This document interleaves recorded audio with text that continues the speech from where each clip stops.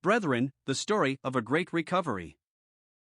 Part 1, England and Wales. Chapter 33. Swindon. The work at Swindon, in Wiltshire, began with the visit of Charles Russell and Edward Herditch, who arrived in the district with a Bible carriage. At that time, the influence of a spiritual awakening in that part of the country was making itself felt, and on every hand there was an earnest desire for the word of truth. This was followed by a real work of grace, and many were brought into the kingdom. After fulfilling their brief mission, the evangelists left the district, but in response to many appeals they returned to commence a more permanent work. This was in 1880. A tent was pitched on almost the same spot upon which the Regent Hall now stands. During the mission and afterwards, much valuable help was given by such brethren of repute as Henry Varley, Ned White, J. Denham Smith, as well as others whose names have still a fragrant memory.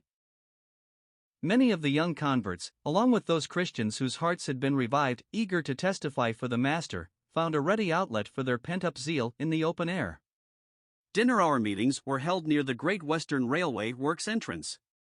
Such new form of religious energy aroused bitter opposition, and some of the leaders were summoned by the police for obstruction.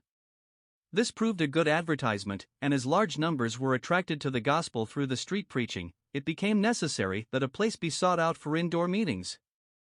A hall was secured in King Street, but this soon proved inadequate. An auction room in a good central position was afterwards purchased and named the Central Hall. In the summer of 1883 the work was transferred to this hall, where for a number of years a remarkable ingathering of souls for the Master was witnessed. Several noted characters in the town were converted.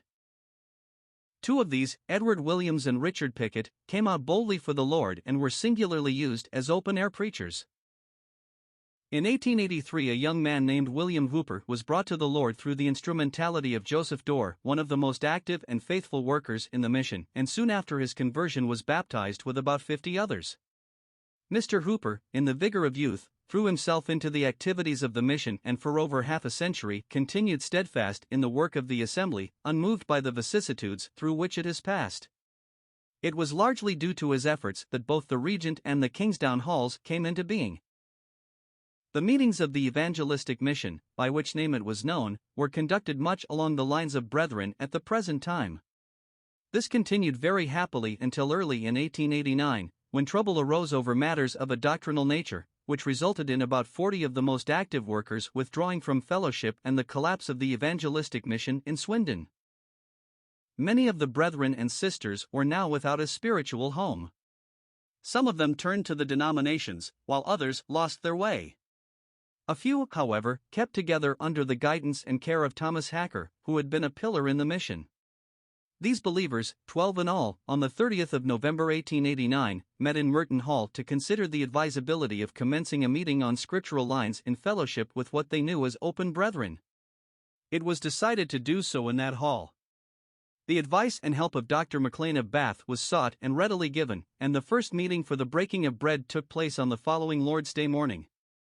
When the object of the gathering in Merton Hall became known, many Christians who understood the truth and were feeling the dearth of spiritual life sought out the little company of worshippers.